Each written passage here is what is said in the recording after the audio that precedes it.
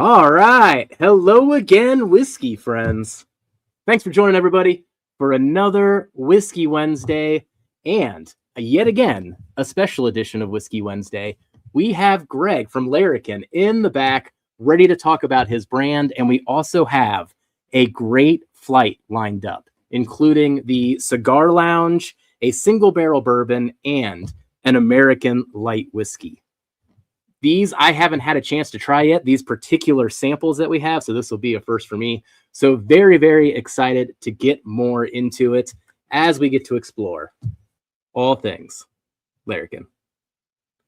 So thank you for joining today, whiskey friends. Let's kick off the show.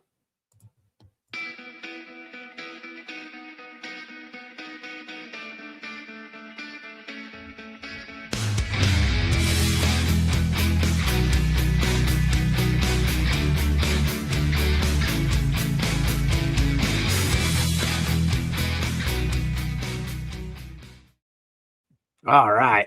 Few housekeeping things here for today, but we got a whole lot going on. A shout out to Baker Drinks for doing a marvelous event with the Bad Vent blending challenge. I was able to take home the belt. Cheers to Gandy Road. I got a sample of your blend as well, so I can't wait to dissect that one and do something with it. But they did get me another belt here, so collecting them over here at Hello Again Whiskey Friends. Also competing on Blend Again tonight in the Franken Blend. In other housekeeping news, the K. Luke pick is dropping quick. Last count as of like 25 minutes ago, there were 10 left. So if you are interested in that and you are in the Patreon of Dusty Dan, Hello Again Whiskey Friends, Drifting Drams, be sure to grab it. It probably won't last through the night as we push that more and more. The Still Austin is also on its heels, maybe 2 to 3 weeks out. We'll keep everybody posted on that pick. So that takes care of the housekeeping news. Let's start getting everyone on here. Kelsey, how excited are you to go through the flight tonight? Now you know what to expect. So maybe how excited are you to see us go through the flight tonight? I am excited to see how you guys like this. I was blessed enough to be able to help pick these that you're tasting. I got to meet Greg and his wonderful team there, back with Marty and Bourbon Jerk and Top Jimmy and a few other people back when we were at the Blitz in October. So these are some really, really interesting single barrels, as well as a cigar lounge that released. I think the one that I got, and Greg can correct me if I'm wrong, is batch 2 that was released that pretty much that day when we were there. And so we'll talk more about the really neat thing that is, and then a couple of the picks that you guys are going to taste. Some really interesting mash bills, and we got to taste some really different samples while we were there, and I can't wait for you guys to taste these particular ones that we picked. Myself and Ethan and Katie and Marty and Jimmy and all the Top Jimmy and all those guys, Tom. So looking forward to it. Greg's an awesome dude. He's so much fun to be around. I love his freaking dogs. He has the greatest dogs with him at the distillery when we were there. So I was loving it because dogs are always around. I love dogs. So I think Darrell, speaking of dogs, is finally through cleaning up after his. What a segue. Everybody, Darrell needs a drink as well. He's been having fun pre-gaming here as he cleans up the little accident that was in the background. We actually got to watch Darrell with gloves on, cleaning stuff up all over his floor. Greg got a little kick out of that too. So let's bring on Darrell. Darrell, on the bright side, your night is only going to go up. This is true. It wasn't like a bad accident. It was just a lot of liquid from her everywhere. Yeah. So I'm over there. It looks like I'm skiing with like a towel and like Fabuloso in a spray bottle, just spraying my floor. It just like shoop, shoop, shoop, shoop, shoop. But it's all cleaned up. She's in her kennel, not happy, but she'll be okay. Gotta learn not to pee in the house. Yeah.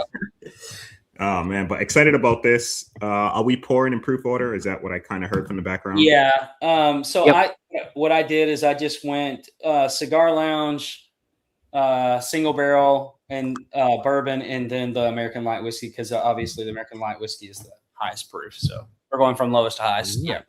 Got it. So let's get our special guest going here. It's time to bring on Greg. Everyone in chat, give a big welcome to our friend Greg, and we'll get to learn all about Larrikin and his journey getting here. So cheers to Greg. Hey guys. Cheers, buddy. Oh. So glad Darrell, I'm a bit worried that was that could have been blood or something like out of a movie that you were just cleaning up in the background. And you just rolled it.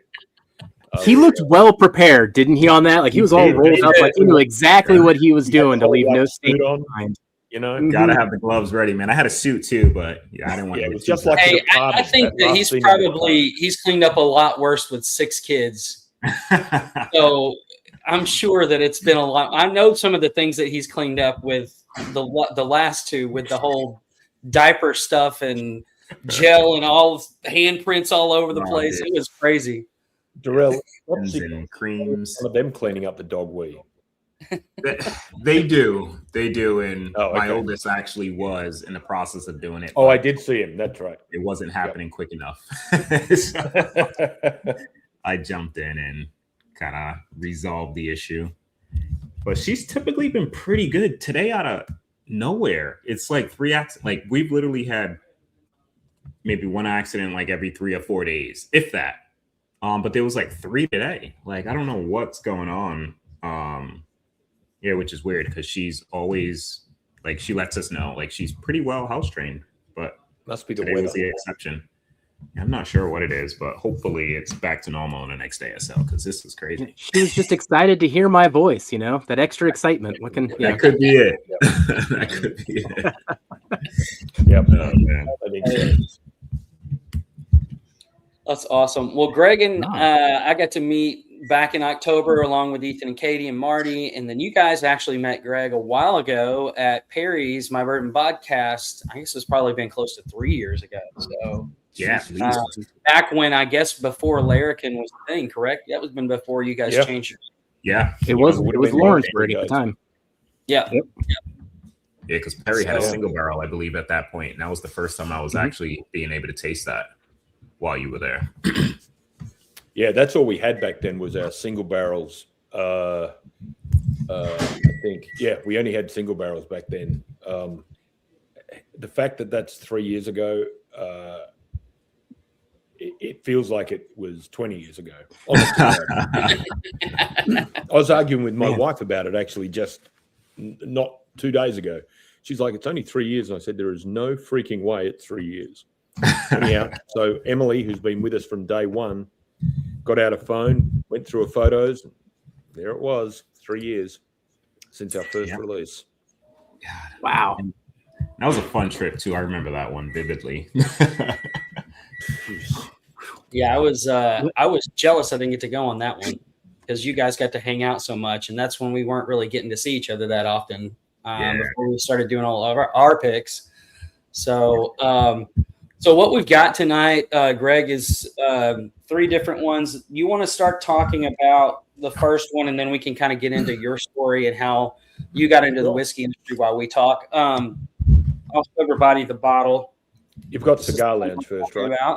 Yeah. This is Cigar Lounge, and this is batch 2, right, Greg? That we had that day. Yes. Yep.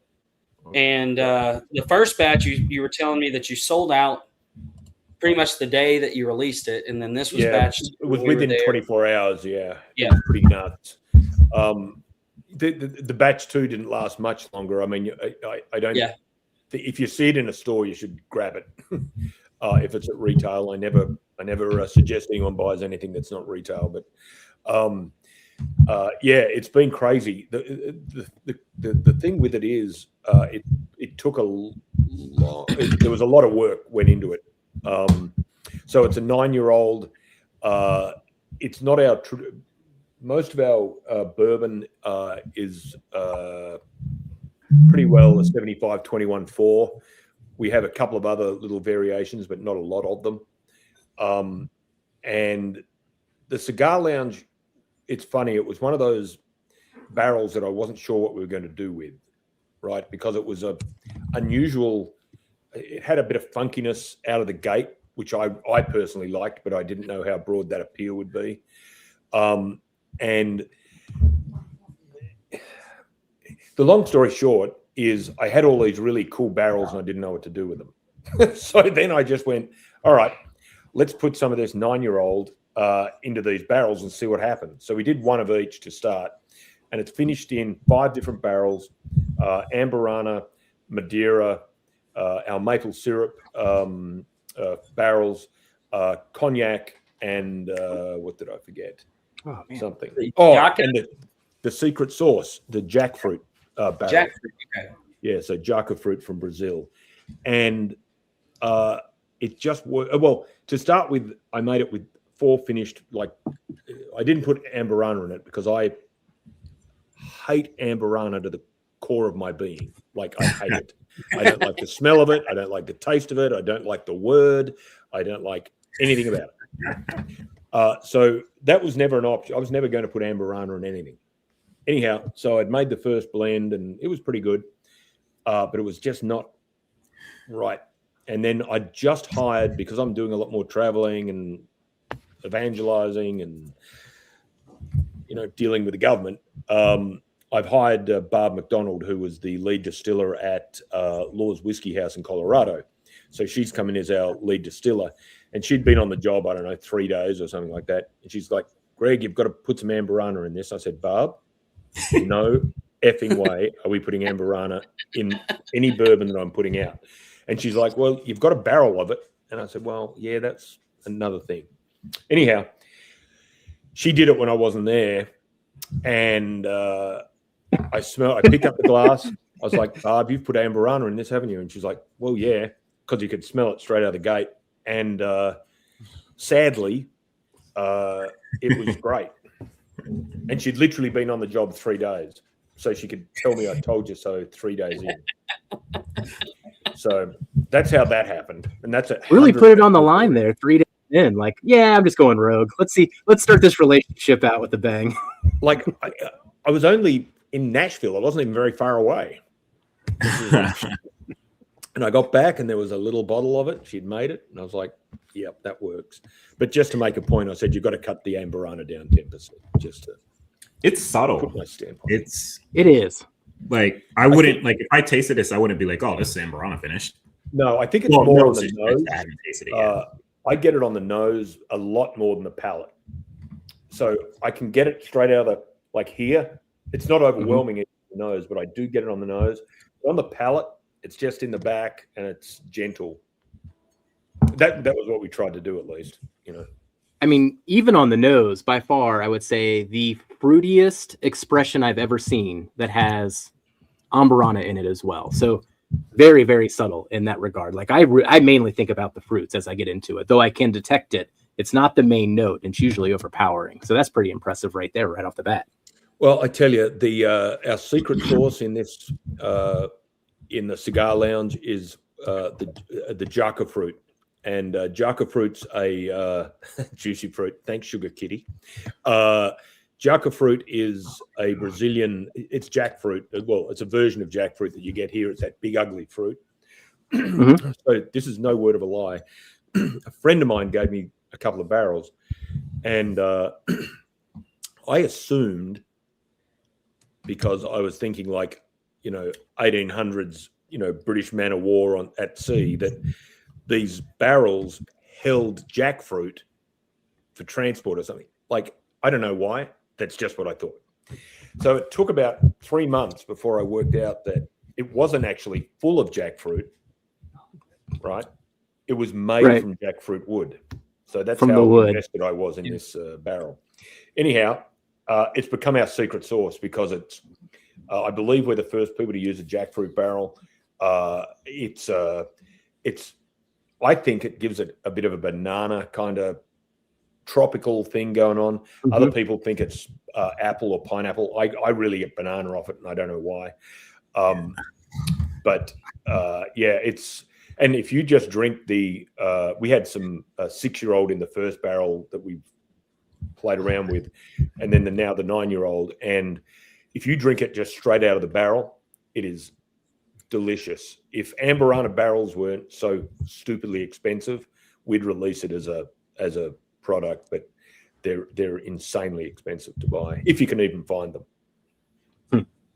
This nose is interesting, man. Like I get a little bit more of that Amberana now, but like I've smelt some very overpowered Amberana barrels or bottles. Then I've smelt some ones that were kind of blended really nicely. This right here is blended kind of crazy. I don't know if it's a mixture of all the other components that kind of make it a little bit more subtle, but you do get a hint of that.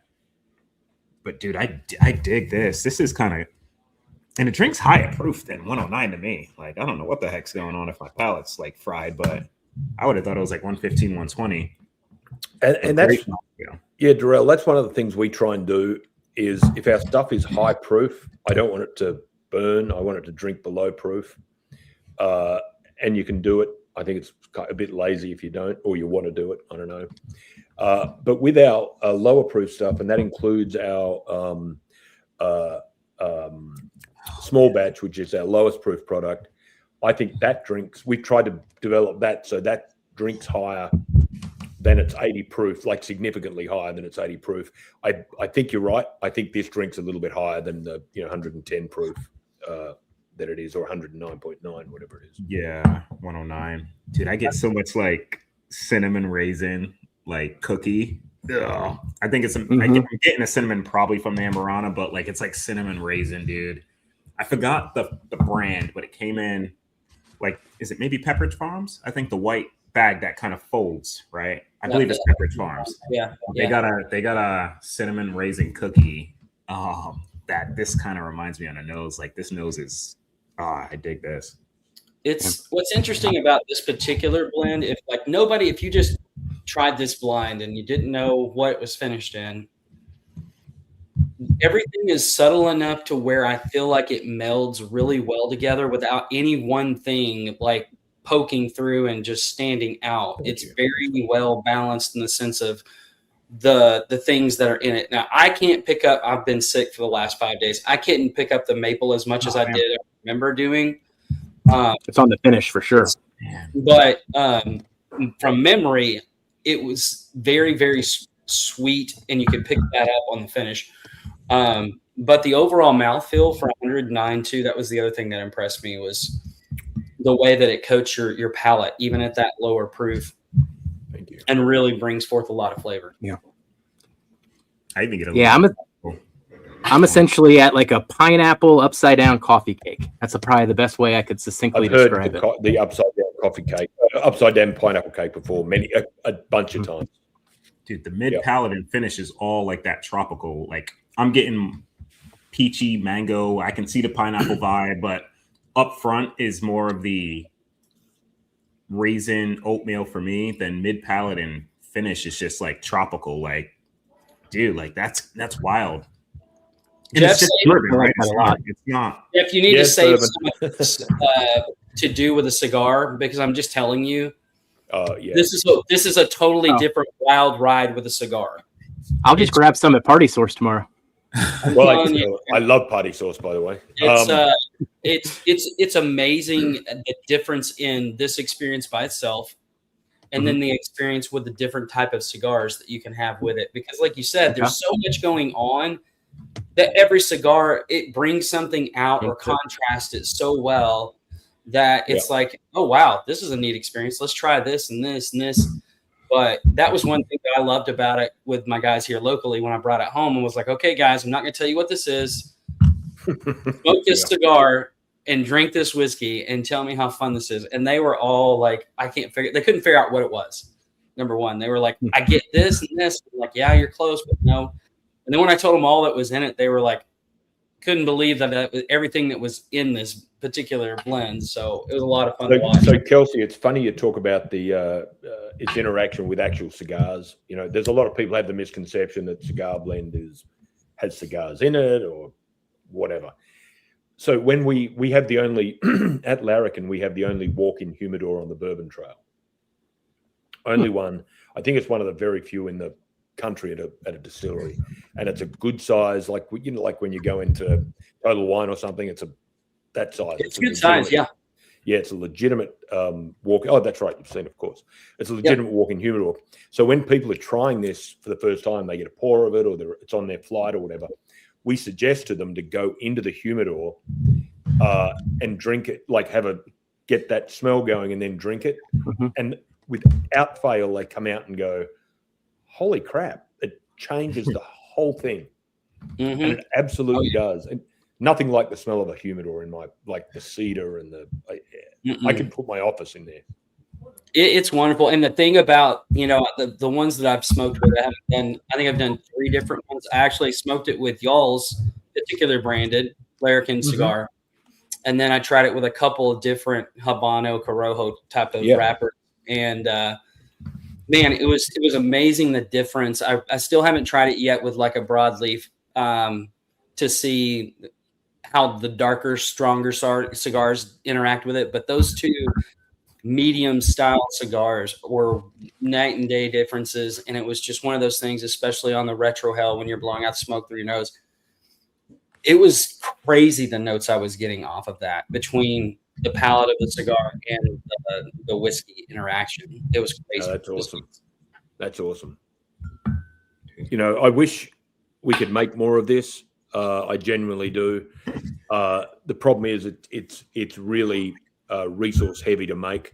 So what we do is, because it's got 5 different barrels, those barrels all finish at different times. So we might have 3 or 4 maple barrels going or whatever, and we're constantly once a week testing them. Once they're right, we then empty that individual barrel into stainless steel, like we have a maple stainless steel, we have the etc. And the maple might finish up in a month, the cognac might take 5 months, and the Amburana takes, like, if I get away with it, like 12 hours. And you just got to dump them in the stainless steel. And then once that happens, once we've got enough, then you have to go through and start the blending process on top of it. So you've got to get the finish right, and then you've got to get the blend right. And so it's I just go to, this is what happens now at the distillery. I do it, get it how I like it, because I do everything on taste and smell. I don't know anything about anything, right? I don't know how much is in it. I just get it to where I want it. I hand it to Barb and say, it's got to taste like this. And she's the chemist. Yeah, and she measures everything and writes it down. So it works really well. Dude, this nose. Oh, my God. Well, we're going to get into the single barrel, but I wanted to ask a little bit about like how you got into the industry. I know that we've talked about this being a veteran-owned company, and how you were one of the few people that I've ever heard of being able to have been in the Navy in Australia, as well as our own United States Navy. So talk a little bit about your journey and how you actually got to the whiskey.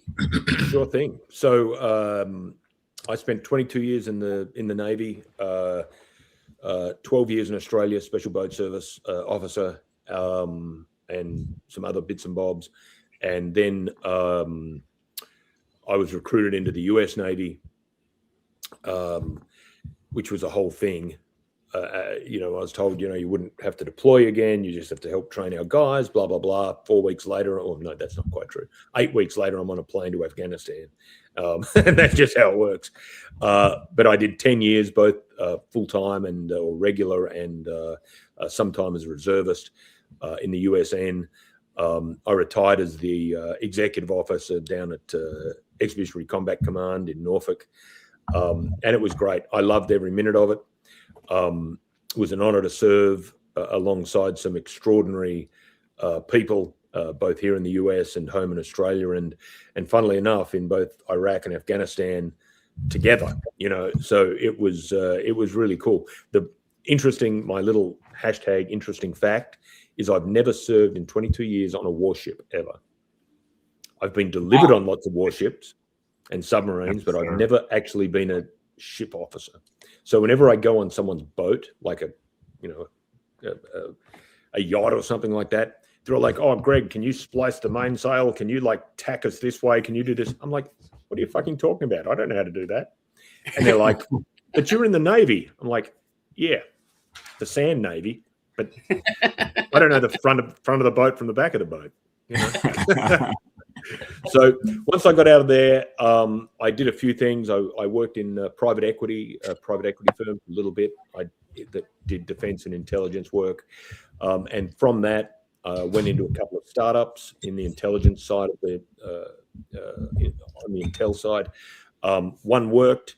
One was a raging disaster.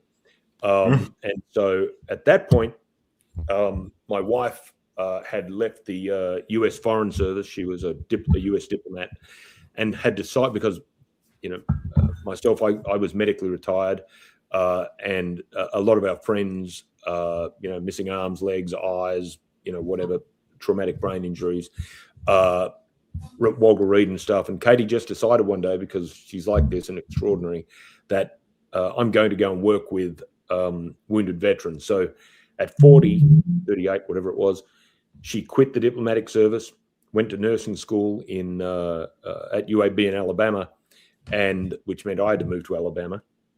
Anyhow, but it was only for 2 years, so that was okay. No, Alabama was actually pretty good. Culture shock.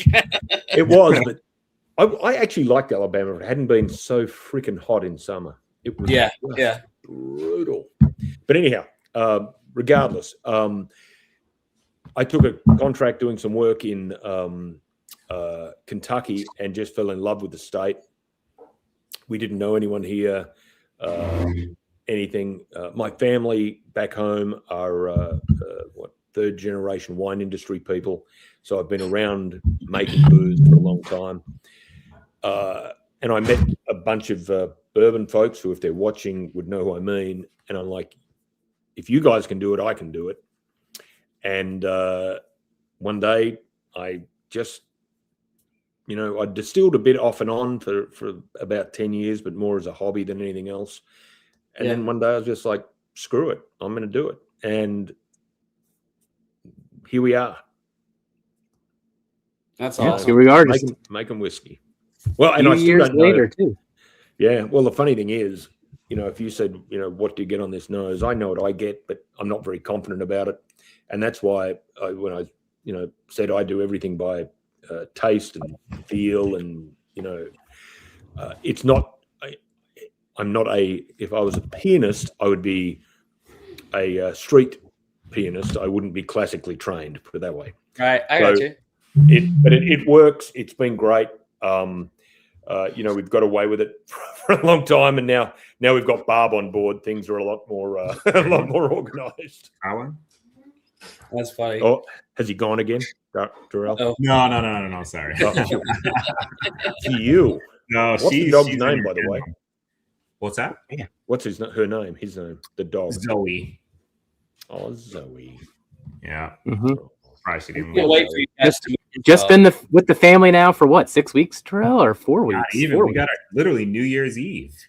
Oh yeah. Oh wow. 31st. So 3 weeks today. Yeah.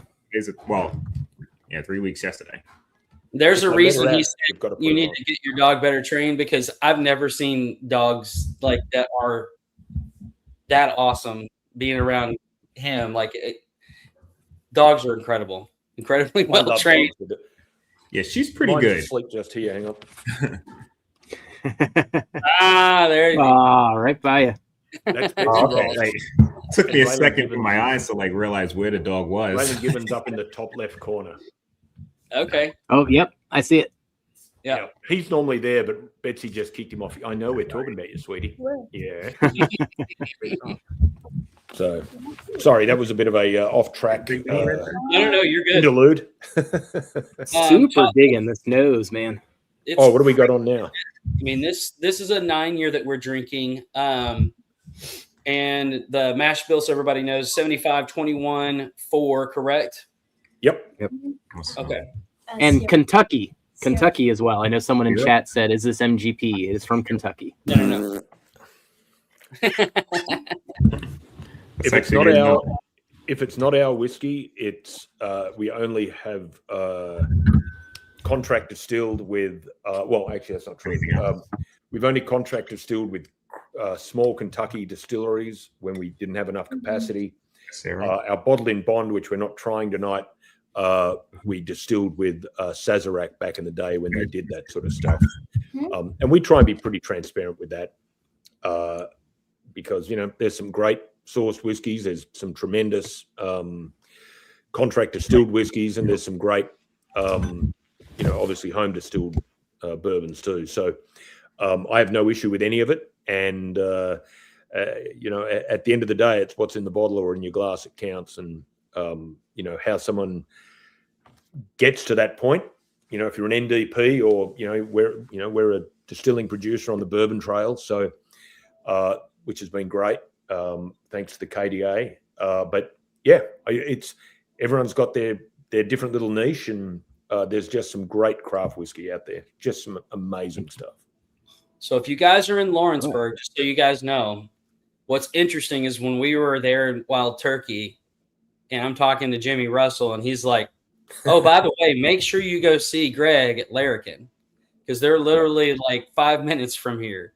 And it's just cool that somebody who so great been in this industry for years and years and years and years and years, help promoting a newer brand and entering, knowing where they are, knowing who they are. I mean, he's just that goes to speak about him, but it also goes to speak about the bourbon community in the area. I think in general, I'm sure you've probably seen that 100,000%, Kelsey.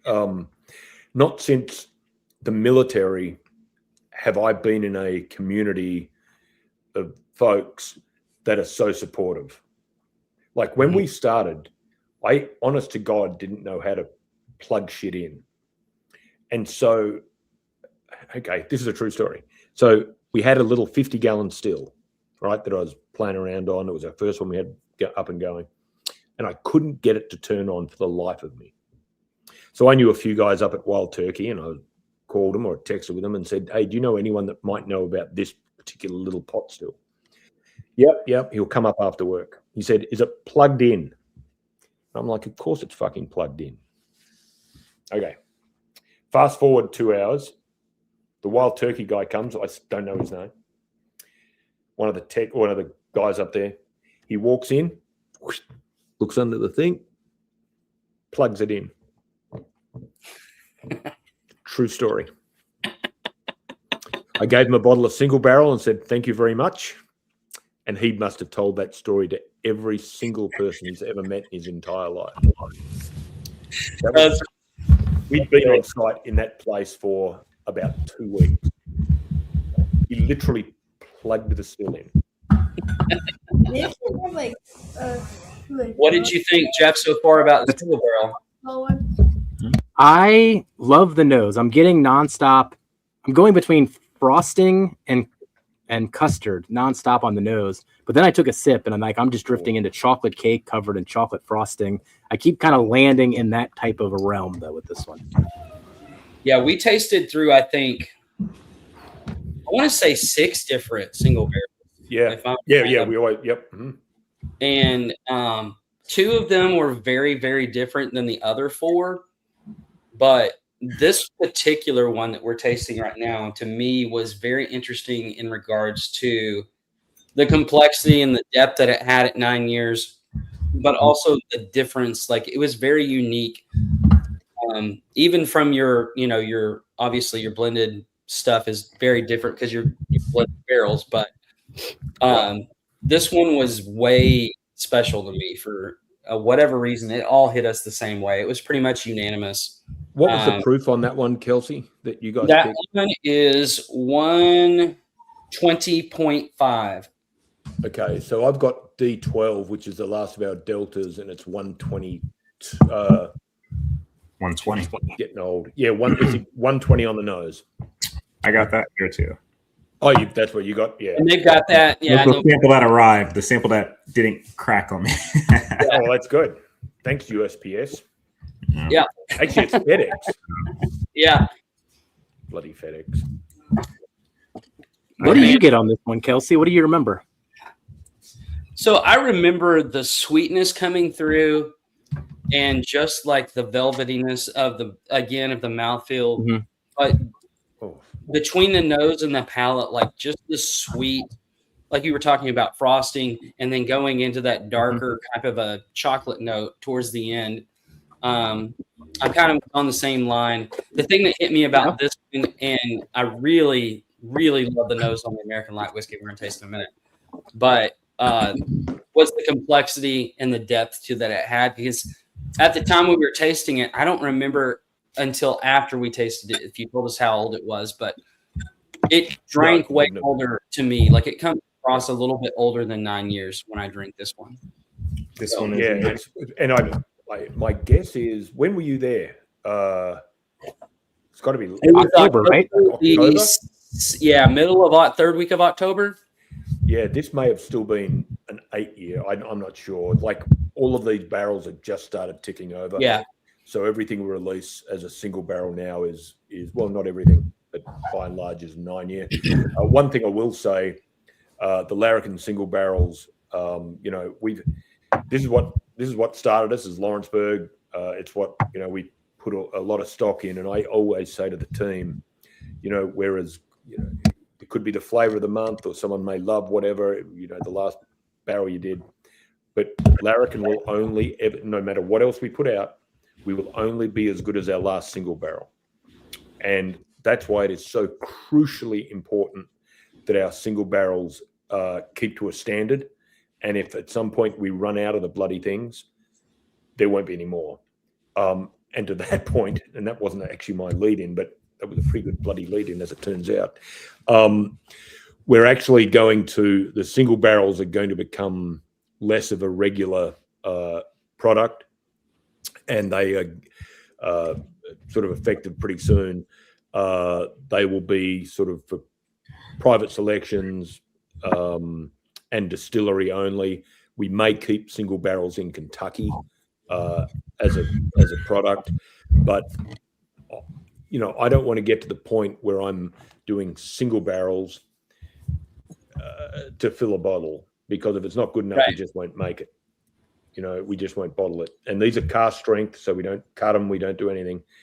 And they're genuine single barrels. Like we might get 80 bottles out of a barrel, 60 bottles out of a barrel, and that becomes a barrel. So, we're really proud of our single barrels. Everything else, whatever. Our single barrels are the business. Yeah. Here's an interesting question for you too. When you get to, go ahead, Jeff. No, let's go with this one first here. So have you ever thought about doing higher proof offerings for rosewater or maple? So CXL, TW, XLP, C3PO, yes. Funnily enough, we were having this discussion only this week, and okay, are you guys ready for this? Yeah, let's do it. Huh? Okay, we're thinking of doing a rosewater American light whiskey at cask strength. Yes. Oh. So much fun, dude. We're going to play around with it. And so that was C3PO. That was an excellent question, and one that we haven't done it yet, but we're going to go into R&D. And when I say R&D, it'll be me and a couple of the guys sitting in the back, proofing it a tiny bit with rosewater to see what happens.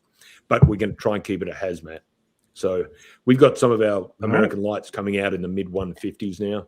So we find one of those, we proof it down to high 140s. You'll still get enough rose in it. It could be kind of fun. Is it solely rose water, or are you doing like water and rose water to proof it down? Good question. What we do with the rose water is, if it's not strong enough, or if it's too strong, we'll cut the rose water before we proof. So we don't put any just actual water into the tank when we're cutting it. So we kind of work out where we want to sit, and we'll get the rose. The rose water is I won't tell anyone how I make it, even at work. They're all like, it's not rocket science, but I still don't. I feel like Colonel Sanders. But there you go. So we make this stuff, and again, I'm not very scientific. I know Barb's going to change this, but I literally make my rose water, have the tank sitting there, and just sit there with a bucket and pour it on in, and keep the little proofer thing, get it to the right proof, make sure the taste is right. Then we put in a bottle. So, and I know that sounds like ridiculous, and it's not a scalable thing necessarily, but that's how we do it currently. Yeah, that's awesome. What were you going to ask, Jeff? No, I think it's an interesting perspective on the single barrel part. I know we are probably outliers when it comes to being real hardcore enthusiasts in this hobby. But I will say I very rarely buy non-picked single barrels. I honestly think maybe even yours was the last time that I did it with this one that I got in Northern Kentucky. Like, it's very rare, unless I'm really hunting down a brand in which I just don't see the pick somewhere in Northern Kentucky or for one of our groups yet.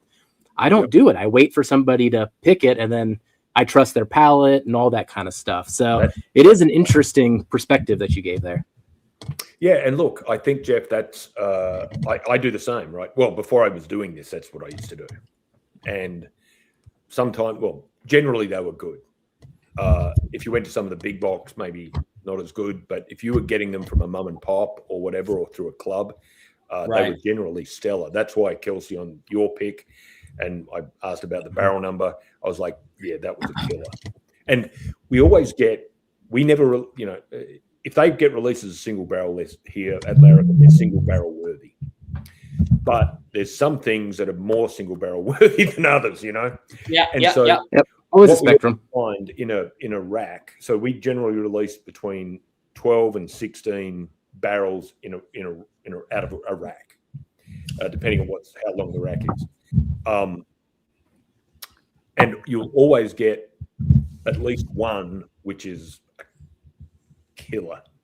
Sometimes in the Charlies, when we released the Charlies, the Charlie series, we had 3 that were just as our releases, not the ones that people pick, that were just like stellar. And I happen to have one of each in my in my cupboard behind me, because this is a true story. So my wife, I'll bring home, like, say we find like this Delta 12 that I've got now is just, I love this Delta 12. So I might bring home a couple of cases, right, and just put them in my office here. If my wife finds them, they go back to the shop, they go back to the distillery, because I can't drink the profits, baby. That's how it works. So I've hidden them in my gun safe. I've hidden them all over the place. I didn't think my wife had ever been in my gun safe ever. Turns out she has, because she found the ones in my gun safe. My what is it called? Our high wheat rye. I had 2 cases just squirreled away in there. Not anymore. Next time you go to the grocery store, you need to get a reel of those stickers that say paid on them, and then just kind of slap them on the boxes. See if you can get away with it, you know? No, that won't work either. She's too smart for that shit. She won't buy it. That's awesome. I'm glad you enjoy the single barrels, guys. This is our baby. You know, it's one. It's been recognized a lot internationally. It's what put us on the map, and I just love them. If I don't like them, they don't go in the bottle. So I'm hoping you like 75-21 4s. Oh, thank you, Chris. I'll do that. That's actually a good offer, except I'm not confident they won't get tapped into. Yeah, you're exchanging one problem for another. I can kind of get that, given he's got the fire on the photo behind him in the right. Exactly. Yeah, I don't think Chris is overly trustworthy. Well, you guys speak the same accent, so I mean. Oh, he's Australian? Yeah. Oh, then Chris is the greatest guy ever. Yeah. He'll see. They said they'll see it in a few weeks. They're coming. Yeah, I think they're coming down to visit. What they said. Yeah. Yep.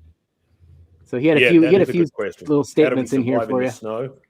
I just don't leave the house or the distillery, and I get in my truck and I preheat it, and I make the dogs run along next to the truck so I don't have to walk them, and then go into my distillery and then come home. I don't literally leave. That's funny. Well, Chris, let me know when you're coming, Chris, so I'll make sure I'm there. Yeah. 2 weeks, I think he said, and is when he'll see you.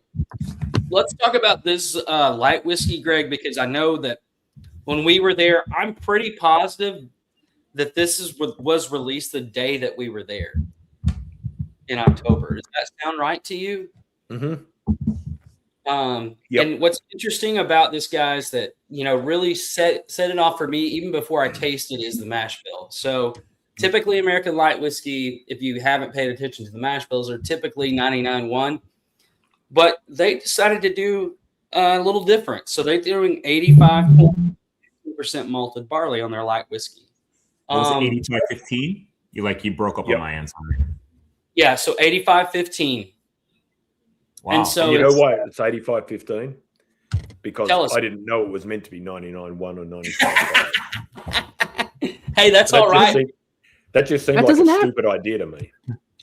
No. It just, what's interesting about it is like when I saw the mash bill, I was super excited because I'd never gotten to try anything like it, number one. And number two, when I tasted it, I was like, this does not taste like your normal light whiskey. And I love that because typically a lot of light whiskey just tastes all the same. It's sweet and powdery confectionery sugar, and that's all you get. This has a lot of depth to it. So tell us about how you guys came to do that. And thanks. Well, by mistake. I was 7 years old, though. Jesus Christ. Yeah, and that's the other thing. So this was never meant to be a release of any description, nor was it meant to be a single barrel. Like, absolutely not. This was always going to be a blender, a topper upper, use it wherever. So this is no crap. Like, so June and October. So it must have been middle of the year of last year. I said to Mike, who's a production manager, can you pull me a sample out of those? We just bought them onto we had everything stored off site. He brings it. I said, so they just arrived. I said, just for shits and giggles, can you bring me one or two down? So he brings me one, and I taste it, and it's 100% not what I was expecting to taste. Like, totally not. And so, of course, me being the asshole that I am, I'm like, Mike, being condescending as well. I was like, Mike, I told you to bring down light whiskey. I don't want bourbon. And he's like, it is light whiskey. I'm like, no, it's not. Come on, let's go. So I was going to, tell him off and show him that he was a dumbass. Anyhow, it was light whiskey, and he was very kind about it, more kind than I would have been. Anyhow, so long story short, we then cracked 3 or 4 barrels, and they were all as good. And I don't know how, I don't know why.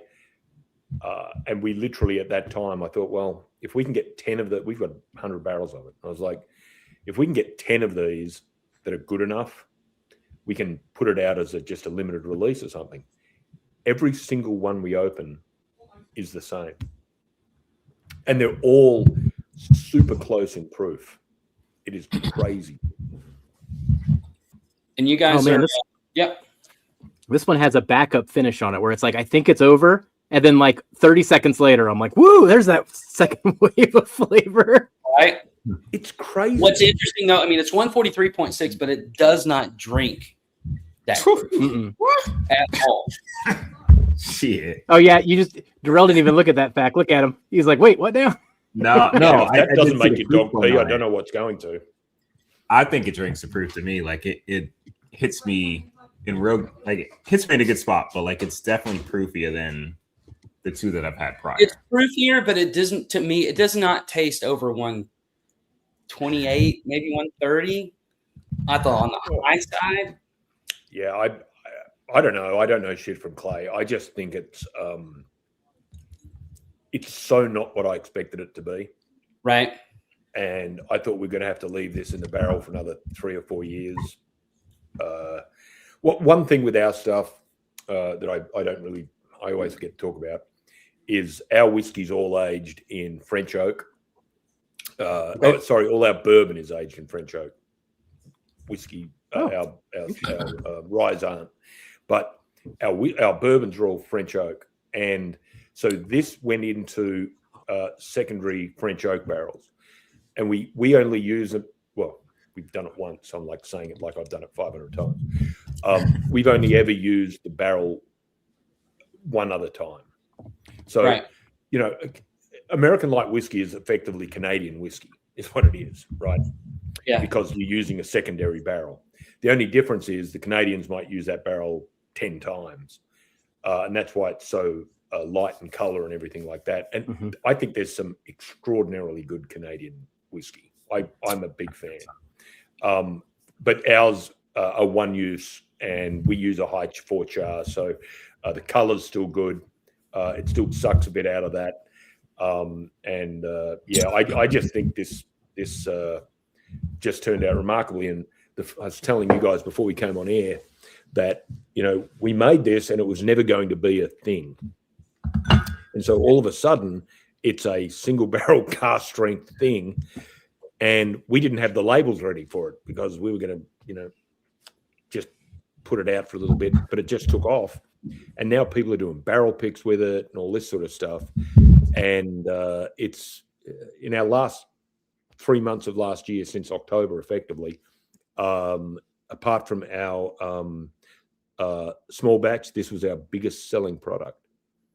We're in 15 or 16 states now, and it just took off. I don't doubt it. I mean, do you guys foresee, or would you at least experiment with a second fill on some of those barrels, or would you not? I'm not a big finish guy. We do it with our cigar and our maple, but it's not really my thing. But this is what we're going to put in the rosewater. We're going to proof with rosewater to see what happens. I don't know if I'd put this in a. Well, no, I don't know. If you come up with a good idea, Kelsey, we'll probably do it.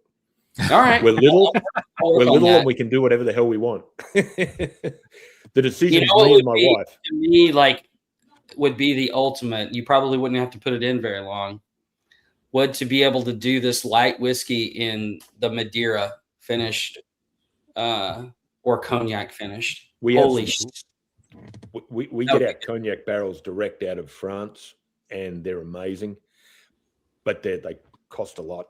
And what I was thinking, we make our own hot sauce, and we put it in like little barrels. Maybe we do some hot sauce barrels with this light whiskey. What? Wow, that would be interesting. Jarrell, you'd eat it. You'd drink it. I'm in. That would be wild, dude. Like I love hot sauce. I just don't. It'd probably be disgusting. I've never had like that pickle Tabasco to know like how kind of like spicy like it's Could be kind of fun. But that would be kind of nuts. Like if we do it, you're going to get the first bottle. Oh man, it'd be kind of fun. I think it'd probably be pretty awful, but you know, whatever. It would be interesting. What do these the American whiskey single barrels go for on the market? Like, because I don't see your stuff here. It doesn't release here, so I'm not familiar with prices. So at the distillery, we sell them for $99, 7-year, 145 proof. We tried to keep it at that price or below everywhere, because you know everyone's like, oh, it's a hazmat and it's this, it's that. You should sell it for more. But at the end of the day, this was one of those. This was like a bonus bottle for us. So, unlike say the cigar lounge, which takes a lot of resource, a lot of time, a lot of this, a lot of that, this didn't. We just lucked out, and it was really good. And so we wanted to make it as accessible as possible for a hazmat, which everyone's trying to like. You can't buy this in Wisconsin because it literally goes on the shelf, and they drink a lot in Wisconsin, and then they come and grab it and it's gone. It's our biggest market currently, and Wisconsin's. They got to keep warm, Greg. They're up in those freezing temperatures. Can you imagine how cold it is there at the moment? Jesus. Oh man, it's crazy cold right now up there. So my little farmhouse doesn't have ducted heating or anything. So I've got like radiators and the furnace burning wood downstairs and all sorts of stuff going on in here right now. But Wisconsin's been great. They've embraced American Light. The place that shocked the hell out of me, we just went into New York City, into Manhattan and New York State. Oh, nice. The cocktail bars, like the upmarket, shishi cocktail bars that none of us can afford to drink at, Yeah. have embraced the light whiskey because it's something that's so different to anything else, and it is extraordinary in a cocktail. It is That's just awesome. amazing in cocktails, and you know, I mean, you know, I was in New York just before New Year's Eve. I went up for a few days for work, and we went into some of these bars that I felt like I was 900 years old. But, you know, we were there at the invite of the owners or whatever. And these were bars that, you know, you see in a magazine sort of deal. And they've got our light whiskey and our rosewater behind the bar because they're unique, I guess. And they've just taken to it. It's just crazy. We've been really blessed with how people have given us a go and, you know, then stuck with it. So we're really excited about New York, but we're equally excited about Indiana. And, C-3PO came back on. We're equally excited about, you know, every state we're in because, you know, we're in New York and Texas and California now and all this stuff. This time 2 years ago, this exact time last year, we were in 2 states. Kentucky and Wisconsin. Wow. We're now in 16. But we're only doing it because we've only been able to do it because people have been so supportive, and they go into their local liquor store in Michigan and they ask for it. And then the liquor store owner asks their rep, do you have this Larrikin stuff? No, never heard of it. And that's how it works. So we're this little company, this little distillery that has no marketing budget. We have 15 employees. No one really knows what they're doing apart from Barb and our ops manager. But we have an amazing staff. You know, 50% of them are veterans, or over 50% are vets. But if we didn't have the support of the folks that are online here and the folks that come through our distillery, we could make the world the best whiskey on literally the planet, and it wouldn't make any difference. We've just been really lucky that people have been so open to giving us a crack and then talking about us. You know, that's it. There's nothing else to it. And without that, we'd be absolutely nowhere. We've still got, you know, every day's you know, I sort of wake up and I'm like, oh gosh, I woke up. That's good. And we go back to work. But yeah, the folks that, you know, your what do you call them? Followers. Sounds like community. You've got Whiskey friends. Oh, yeah. Whiskey friends. It's in the whiskey title. friends. Yeah, that's right. Whiskey friends. Yeah, we don't want to be too cultish about it. Right. Yeah.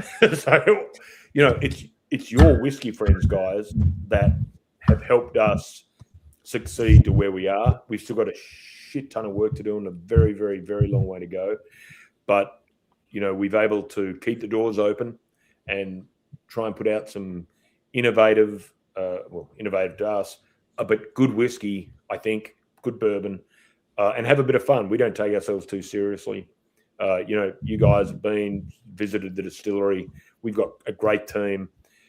That's awesome. It's probably one of the most unique experiences as far as like if you've done distillery tours and everything else, just from the layout of how everything's done there to the people that are in there to everything about that, the bar where we did the tasting and then the other room that we went into to decide it.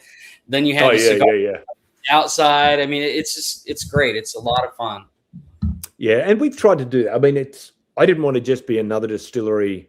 Thanks, cigar connoisseur. I appreciate it very much. I just didn't want to have the same as every other, not saying they're bad. I just didn't want to do the same thing. So our distillery is modeled a lot on the Australian winery kind of thing. You know, it's got the concrete floors and it's quite dark, and we have music playing, Australian music playing, which all my staff hate. And we've got the cigar lounge, and we've got the cigar humidor, and we've got the bottle your own. And if people are interested, they can come up the back and we just drill into barrels. It's the tour, if you did a tour, which we don't do because I think that's a bit, after you've done one tour, you've done all the tours. So, and the thing is, our tour would take you, it takes 20 seconds to walk into the back, 15 seconds to look at it, and then 20 seconds to walk back. So you can do our tour in less than a minute. So it's really not worth getting off your stool to go and do. So we try and make everyone, just make we've got the greatest staff in our front of house that we could hope for. And they're the ones that make everything happen. That's all there is to it. We have people that have come back for the 3 years we've been there or whatever it is, year on year, just to visit with this, the person they dealt with 3 years ago. And they test with them, and it's amazing. I don't particularly like that. Just goes to prove that, again, about the whiskey community as a whole. It does. Especially, that's one of the things that we love about it, and that's kind of why we do what we do. And so it's been awesome to taste through these with you tonight. I'm glad Jeff and Darrell got the chance to taste the Cigar Lounge and see how unique it is, but also how much I really, really enjoyed these two particular single barrels, and look forward to maybe down the road getting to do our own. Well, you guys just let me know.